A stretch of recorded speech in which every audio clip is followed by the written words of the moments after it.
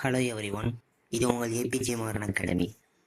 So நம்ம 10th சயின்ஸில் second lesson ஒளியியல் தான் பார்த்துக்கிருக்கோம். அதில் இந்த வீடியோவில் நம்ம முக்கியமான 2 டிஃப்ரென்ஷியேஷன் கொஷின் பார்க்க போகிறோம். இந்த பாடத்தில் இருந்து இந்த 2 கொஷின் கன்ஃபார்மாக வரக்கூடிய கொஷின். இதில் ஒன்று 2 மார்க் கொஷின்லேயும் இல்லை 4 மார்க் கொஷின்லையும் கேட்பாங்க, இன்னொன்று 7 மார்க் கொஷினில் கேட்பாங்க. ஸோ ரொம்பவும் ஹை வெயிட்டேஜான ஒரு 2 டிஃபரன்ஷியல் கொஷின் தான் பார்க்க போகிறோம் இந்த வீடியோவில். அங்கே போகலாம். ஸோ ஃபஸ்ட்டு குவிலென்ஸ் வேறுபாடு. ஸோ நான் எளிமையாக இருக்கணும், உங்களுக்கு பார்த்தோன்னே கான்செப்ட் மட்டும் தெரியணுன்றதுக்காக உங்களுக்கு எல்லாமே சின்னதாக மினிமைஸ் பண்ணி தான் போட்டிருக்கேன். நீங்கள் ஒருவேளை ஃபுல் மார்க் இதில் கெயின் பண்ணணும் அப்படின்னு நினைக்கிறப்ப இந்த மெத்தடில் நீங்கள் எழுதக்கூடாது. ஏன்னா உங்களுக்கு இதுக்கு ஃபுல் மார்க் கிடச்சிடும், பட் இதுக்கடுத்து வரக்கூடிய கொஷின்கெல்லாம் உங்களுக்கு ஃபுல் மார்க் கிடைக்க வாய்ப்பு குறைவாயிரும். இதில் நீங்கள் இப்படி இந்த மாதிரி கொஸ்டின் இந்த மாதிரி ஷார்ட்டாக நம்ம எழுதும் போது திருத்துறவங்க மைண்ட் செட்டு இனிமேல் ஒரு ஸ்லோ லேர்னர் அப்படின்னு மைண்ட் செட்டுக்கு வந்துடும். அப்போ நீங்கள் டாப்பர் அப்படின்றத காமிக்கணும் அப்படின்னா நான் கொடுத்துருக்கதை கொஞ்சம் ப்ரீஃப் எழுதணும். அதுக்கு நீங்கள் யூஸ் பண்ணுற கைடை ரெஃபர் பண்ணிக்கோங்க, இல்லை புக்கை நீங்கள் ரெஃபர் பண்ணிக்கோங்க. ஸோ இந்த வீடியோவில் நான் காமிக்க போகிறது எல்லாமே நான் எடுத்த ஒரு ஷார்ட் நோட்ஸ் தான். ஸோ இதை யாரும் எக்ஸாமில் ஃபாலோ பண்ண வேணாம். இதை ஜஸ்ட் நீங்கள் ரிவிஷன் பண்ணுறதுக்கு நோட் பண்ணி வச்சுக்கலாம். பரீட்சைக்கு முன்னாடி நான் போகணும், ஆனால் எனக்கு டைம் கம்மியாக இருக்குது அப்படின்றப்ப நீங்கள் இதை லைட்டாக ஓவராலாக ஒரு ரீடிங் மட்டும் பண்ணிட்டு போனால் மைண்டில் செட் ஆகிற மாதிரி இதை நீங்கள் கீவேர்ட்ஸை நீங்கள் இதை யூஸ் பண்ணிக்கலாம். இதை நீங்கள் எழுதுனாலே உங்களுக்கு முழு மதிப்பெண் கிடைக்கும். ஆனால் 7 மார்க் இதிலெல்லாம் ஃபுல் மார்க் வாங்குறதுக்கு நீங்கள் சென்டம் எடுக்கிறதுக்கு தயவு செய்து இந்த மெத்தடை ஃபாலோ பண்ணாதீங்க. ஓகே, ஸோ ஃபஸ்ட்டு குவிலென்ஸ் வேறுபாடுத்தில் குவிலென்ஸ் அப்படின்றது மையம் தடித்தும் ஓரம் மெலிந்தும் காணப்படும். இதை நீங்கள் நான் வச்சுக்கணும், மையத்தில் தடிச்சிருக்கும், ஓரத்தில் மெலிந்து காணப்படும். ஏன்னா குவிலென்ஸ் அப்படின்றப்ப உங்களுக்கு குவிக்கும், அதாவது மையம் தடித்துனா இப்படி இருக்கும், மையத்துல தடிச்சு காணப்படும். ஓரத்துல உங்களுக்கு எப்படி இருக்கும்னா இந்த மாதிரி மெலிந்து மென்மையாக காணப்படும். இது என்னன்னா குவிலென்ஸுக்கு. இதுவே குழிலென்ஸ் அப்படின்றப்ப உங்களுக்கு இப்படி குவிந்து இருக்கும். இதுல நீங்க பாக்குறப்ப உங்களுக்கு தெரியும் மையத்துல மெலிஞ்சிருக்கான ஓரத்துல இந்த மாதிரி தடித்து காணப்படும். ஸோ மையத்தில் மெலிந்தும் ஓரத்தில் தடித்து காணப்படும். இந்த மாதிரி நீங்க படத்தை வச்சு நான் வச்சுக்கலாம். இது குவிலென்ஸ், இது குழிலென்ஸ். ஸோ குவிக்கும் லென்ஸ், இது விரிக்கும் லென்ஸ். நமக்கு தெரியும் குவிலென்ஸ்னாலே குவி வார்த்தை ஒன்றா வருது, குவிக்கும் லென்ஸ். இது விரிக்கும் லென்ஸ். எப்படி இது குவிக்கும் லென்ஸ் அப்படின்னா இதில் படக்கூடிய ரேஸ் எல்லாமே இப்படி ஒரே டைரக்ஷன் இப்படி குவிக்கும். இது விரிக்கும் லென்ஸ்னா என்ன அர்த்தம்னா இதில் படக்கூடிய ரேஸ் எல்லாமே இப்படி விரிஞ்சு போகும். ஸோ இது விரிக்கும் லென்ஸ், இது குவிக்கும் லென்ஸ். இது பெரும்பாலும் மெய்பிம்பத்தை சொல்றீங்க, நல்லா தெரிஞ்சுக்கணும். குவிலென்ஸ் பெரும்பாலும் மெய்பிம்பம். இதுல எதுக்கு நான் இங்க மெய்பிம்பம் மட்டும் போட்டுருக்கலாம், எதுக்கு பெரும்பாலும் மென்ஷன் பண்ணிருந்தா இந்த வருடத்துல ஒரு ட்விஸ்ட் இருக்கு. எனக்கு குவிலென்ஸ் மாயபிம்பத்தையும் தோற்றுவிக்கும், வெறும் மெய்பிம்பத்தை மட்டும் தோற்றுவிக்காது, மாயபிம்பத்தையும் தோற்றுவிக்கும். ஆனா பெரும்பாலும் அது மெய்பிம்பத்தை தோற்றுவிக்கும். மேக்சிமம் மெய்பிம்பம் தான், கொஞ்சம் ஆனா மாயபிம்பத்தை தோற்றுவிக்கும். அதனால மாயபிம்பத்தை தோற்றுவிக்க முடியாதுன்னு கிடையாது, மாயபிம்பத்தை தோற்றுவிக்கும். ஆனா குழிலென்ஸால மாயபிம்பத்தை மட்டும் தோற்றுவிக்க முடியும். இதை நான் பெரும்பாலும் வார்த்தை யூஸ் பண்ணல, மாயபிம்பத்தை மட்டும்தான் இதுல தோற்றுவிக்க முடியும். மெய்பிம்பம், மாயபிம்பம், இதுக்கான டிஃபரன்ஸ் உங்களுக்கு தெரியணும்னா வேற ஒன்றும் கிடையாது. லென்ஸ் இங்க இருக்குன்னு வச்சுக்கோ. நான் இப்போதைக்கு ஒரு குவிலென்ஸ் எடுத்துக்கிறேன். இதுல ஒன்று எப்படி இருக்குன்னா இப்படி இருக்கு, மேல இருக்கு அப்படின்னா அது மாயபிம்பம், நேரான மாயபிம்பம். தலைகீழ இருந்தாதான் அது மெய்பிம்பம். லென்ஸை பொறுத்த வரைக்கும் இதான் உங்களுக்கு கான்செப்ட். மேல இருந்தா மாயபிம்பம், நேரான மாயபிம்பம். தலைகீழாக இருந்தா மெய்பிம்பம் அப்படி சொல்லி நம்ம சொல்லுவோம். ஓகேவா? ஸோ அடுத்து குவிலென்ஸ் அப்படின்றது தூர பார்வை சரி செய்ய யூஸ் ஆகும். குழிலென்ஸ் அப்படின்றது கிட்ட பார்வை. இதை ஞாபகம் வச்சுக்க ஒரு ஹிண்ட். இது பெரும்பாலும் எல்லா கைட்லையும் கொடுத்துருப்பாங்க, எல்லா விதமான யூடியூப் சேனல்ல இதான் சொல்லுவாங்க. கிட்ட குழி தோண்டி எட்ட குவிக்க வேண்டும். கிட்ட பார்வைக்கு குழிலென்ஸ், எட்ட பார்வைனா தூர பார்வை, தூர பார்வைக்கு குவிலென்ஸ். ஸோ கிட்ட குழி தோண்டி நம்ம எட்ட குவிக்க வேண்டும். கிட்ட பார்வைக்கு குழிலென்ஸ், தூர பார்வைக்கு குவிலென்ஸ். இதை நீங்க எப்படி ஹிண்ட் நான் வச்சுக்கலாம். இது உங்களுக்கான ஃபர்ஸ்ட் டிஃபரன்ஷியேஷன் கொஸ்டின். ஸோ இப்போ அதுக்கடுத்த கொஸ்டின், கிட்ட பார்வை தூர பார்வை வேறுபாடு. இந்த கிட்ட பார்வை தூர பார்வை வேறுபாடு முக்கியமான 7 மதிப்பெண் வினா அடிக்கடி 7 மார்க் கொஷினில் கேட்குறாங்க. ஸோ இதில் நான் என்னென்னா ஷார்ட் நோட்ஸாக தான் கொடுத்துருக்கேன். நான் முன்னாடி சொன்ன மாதிரி கைடை ரெஃபர் பண்ணிக்கோங்க. கிட்ட பார்வை அப்படின்றத நம்ம என்ன சொல்லுவோம்னா மையோபியான்னு சொல்லுவோம். தூர பார்வை அப்படின்றத ஹைப்பர் மெட்ரோபியான்னு சொல்லுவோம். இதை நீங்கள் வந்து எந்த விதமாகவும் நான் வச்சுக்க முடியாது, நீங்கள் மனப்பாடம் தான் பண்ணி ஆகணும். இதெல்லாம் உங்களுக்கு வந்து கிடைக்கக்கூடிய ஒரு தியரிட்டிக்கலான டேர்ம்ஸ் தான், இதை நீங்கள் மனப்பாடம் தான் பண்ணி ஆகணும்.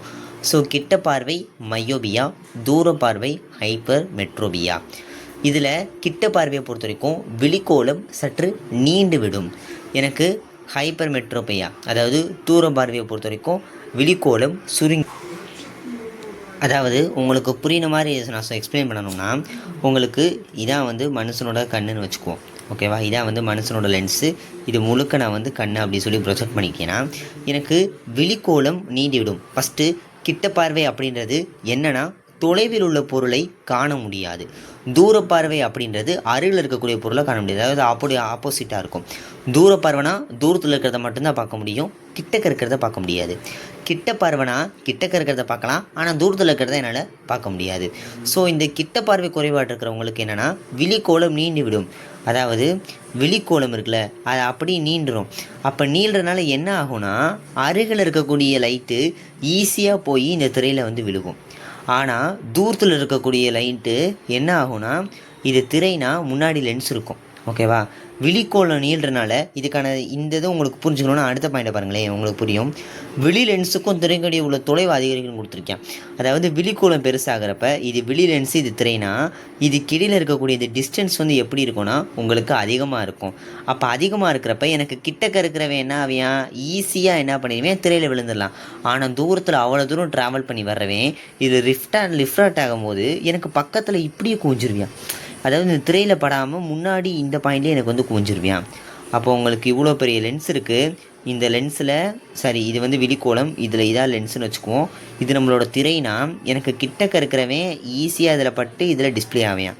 ஆனால் தூரத்துலேருந்து வரக்கூடியவன், இங்கே இருக்கிற ஆப்ஜெக்ட் ரொம்ப தூரத்துலேருந்து வரக்கூடியவன் முன்னாடியே வந்து குவிய ஆரம்பிச்சிருவேன், திரையில் படாது, அதனால் பொருள் தெரியாது. ஸோ அதனால தான் என்ன சொல்லுவாங்கன்னா விழிக்கோளம் இதில் நீண்டு விடுது, இதில் விழிக்கோளம் சுருங்கி விடுது. இதுவே தூர பார்வையில் இருக்கிறவங்களுக்கு என்னென்னா விழிக்கோளம் சுருங்குறனால எனக்கு இது விழிக்கோளம் அப்படின்னா இது லென்ஸு, இது திரை சுருங்குறனால பக்கத்தில் இருக்கும். அப்போ பக்கத்தில் இருக்கக்கூடிய பொருள் இதில் படும்போது திரைக்கு அப்பால் போய் குவிக்கப்படும். ஏன்னா பக்கத்துலேருந்தே படுது, திரை இந்த வாட்டி பக்கத்தில் இருக்குது.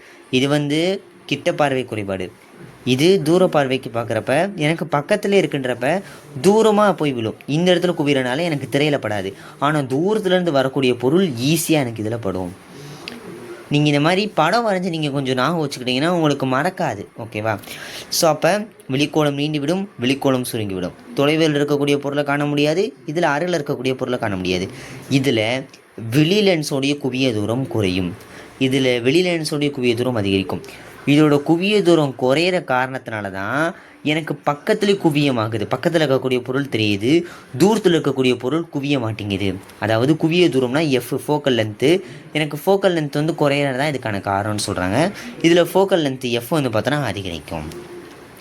இதில் வெளி லென்ஸுக்கும் வெளித்திரைக்கும் இடையே உள்ள தொலைவு அதிகரிக்கும். நான் அந்த படத்துலேயும் உங்களுக்கு காமிச்சேன், தொலைவு வந்து பார்த்தோன்னா அதிகரிக்குது. இதனால தான் ஈஸியாக தூரத்துலேருந்து வரக்கூடிய பொருளால் பட முடியலைன்னு சொல்லி காமிச்சோம். இதில் வெளி லென்ஸுக்கும் திரைக்கோடியில் இருக்கக்கூடிய தொலைவு குறையிறனால தூரத்துலேருந்து வந்தாலும் ஈஸியாக படுது. இதில் சேமிய புள்ளி அண்மை புள்ளியை நோக்கி நகரும், இதில் அண்மை புள்ளி சேமிய புள்ளியை நோக்கி நகரும்.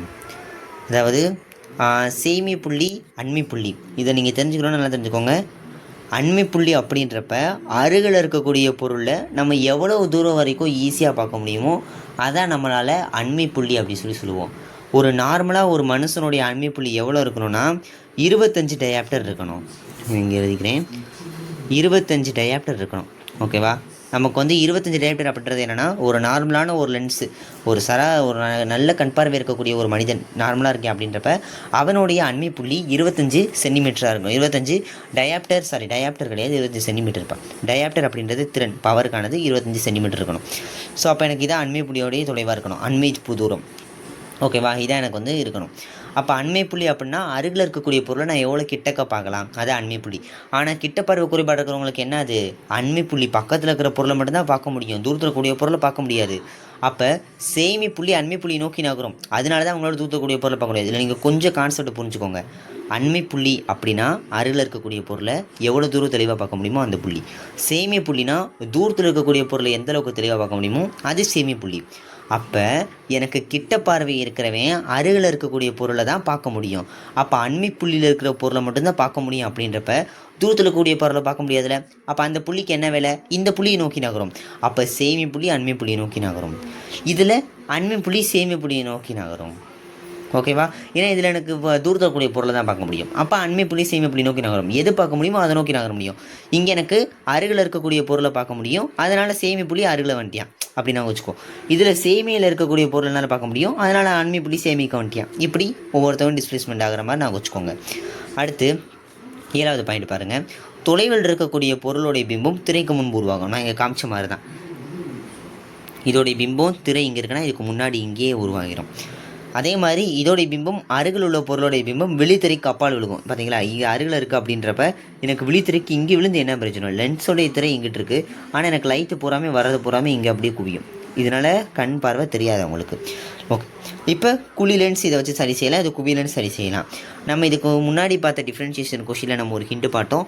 கிட்ட குழி தோண்டி 8 குவின்னு. அதை கான்செப்ட் வச்சு தான் நீங்கள் இதை நான் வச்சுக்கலாம். கிட்ட பார்வைக்கு குழி லென்ஸ், தூர பார்வைக்கு குவி லென்ஸ்னு சொல்லி. ஸோ அவ்வளோதான். நம்ம முக்கியமான 2 டிஃப்ரென்ஷியல் கொஷினை இப்போ நம்ம கவர் பண்ணியிருக்கோம்.